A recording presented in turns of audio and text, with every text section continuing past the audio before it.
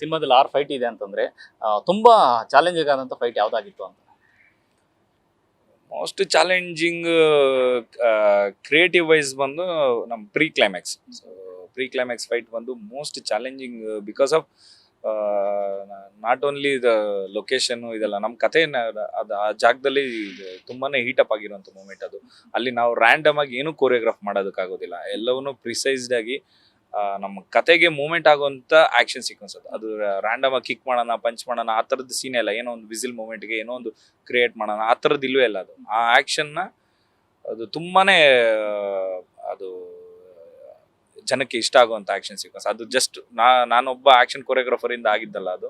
ಇದು ರಿಷಬ್ ಸರ್ದಾಗ್ಲಿ, ನಮ್ಮ ಕ್ಯಾಮ್ರಾಮನ್ ಆಗ್ಲಿ, ಅರವಿಂದ್ ಕಶ್ಯಪ್ ಅವರಾಗ್ಲಿ, ಆರ್ಟ್ ಡಿಪಾರ್ಟ್ಮೆಂಟ್ ಆಗಲಿ, ನಮ್ಮ ಮೇಜಲ್ಲಿ ನಮ್ಮ ಫೈಟರ್ಸ್ ಆಗಲಿ, ಸೊ ಇವರೆಲ್ಲರ ಒಂದು ಕೋಆರ್ಡಿನೇಷನ್, ಟೋಟಲ್ ಎಲ್ಲರ ಕೋಆರ್ಡಿನೇಷನ್ ಇಂದ ಒಂದು ಅಚೀವ್ ಆಗಿದೆ ಅದು.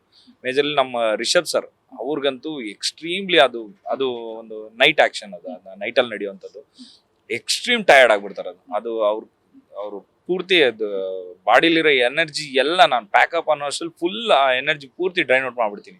ಸೊ ಅಷ್ಟು ಅವ್ರಿಗೆ ಟಯರ್ಡ್ ಆಗುತ್ತೆ. ನೆಕ್ಸ್ಟ್ ಡೇಗೆ ಮತ್ತೆ ಅವ್ರು ಅದನ್ನ ರಿವರ್ ಬಗ್ಗೆ ಅವ್ರು ವಾಪಸ್ ಬರೋದೇ ಒಂದು ಮಿರಾಕಲ್ ಅದು. ಯಾಕಂದ್ರೆ ಅವರು ಲಾಸ್ಟ್ ನಾನು ಪ್ಯಾಕಪ್ ಅನ್ನೋ ಟೈಮ್ಗೆ ಆ ಮನುಷ್ಯ ಫುಲ್ ಟಯರ್ಡ್ ಆಗಿ ಫುಲ್ ಇದಾಗ್ಬಿಡೋರು.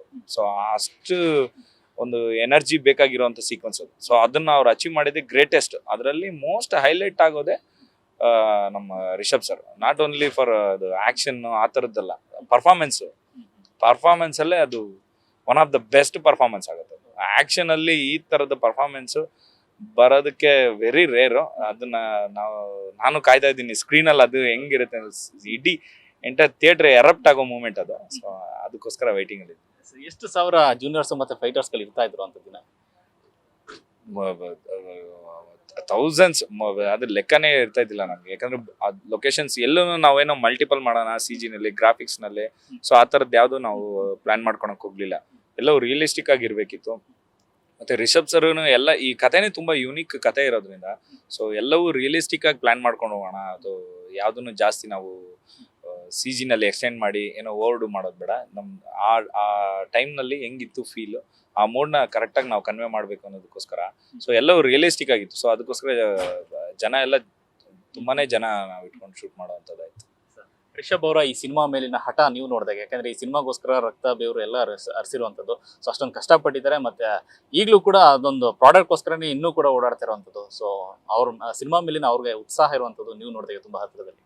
ಹೌದು, ಅವರು ಒಂದು ಬಂಡಲ್ ಆಫ್ ಎನರ್ಜಿ. ಅದು ಹೆಂಗೆ ಅವರು ಆ ಎನರ್ಜಿನ ಅದು ಕಳ್ಕೊಂಡಿರ ಮೈಂಟೈನ್ ಮಾಡ್ತಾ ಇದ್ದಾರೆ ಅಂತ ಗೊತ್ತಾಗ್ತಿಲ್ಲ. ಇಷ್ಟು ವರ್ಷ ಆದ್ರೂ 5 years ಇಂದ ಒಂದು ವರ್ಲ್ಡ್ ಒಳಗಡೆನೆ ಇರೋದು, ಒಂದು ಕಾಂತಾರ ಅನ್ನೋಂಥ ಒಂದು ವರ್ಲ್ಡ್ ಒಳಗಡೆನೆ ಅದು ಡೈರೆಕ್ಟರ್ ಆಗಿ, ರೈಟರ್ ಆಗಿ, ಹೀರೋ ಆಗಿ ಇರೋದು ತುಂಬಾ ಕಷ್ಟ. ಅದು ಕಾಂತಾರ ಚಾಪ್ಟರ್ 1 ಅಂತೂ ಎಕ್ಸ್ಟ್ರೀಮ್ಲಿ ತುಂಬಾ ಎನರ್ಜಿ ಬೇಕಾಗಿರುವಂತ ಸಿನಿಮಾ. ಎಕ್ಸ್ಟ್ರೀಮ್ ಅವ್ರನ್ನ ಎಷ್ಟು ಡ್ರೈನ್ ಔಟ್ ಆಗುತ್ತೆ ಅಂದ್ರೆ not only in action, performance ವೈಸ್ನು ತುಂಬಾನೇ ಎನರ್ಜಿ ಬೇಕಾಗಿರುವಂತ ಕತೆ ಇದು. ಸೊ ಅದನ್ನ ಅವ್ರು ಅಚೀವ್ ಮಾಡಿದ್ದಾರೆ. ಅದು ಒಂದು ಮಿರಾಕಲ್. ಅದು ಅವ್ರೊಂಥರ ಗಾಡ್ ಚೈಲ್ಡ್. ಅವ್ರಿಗೆ ಬ್ಲೆಸ್ಡ್ ಇದ್ದಾರೆ ಅವರು. ಸೊ ಅದರಿಂದನೇ ಆ ಎನರ್ಜಿ ಅವ್ರ ಕೈಯಿಂದನೇ ಇಂಥದ್ದೆಲ್ಲ ಸಾಧ್ಯ.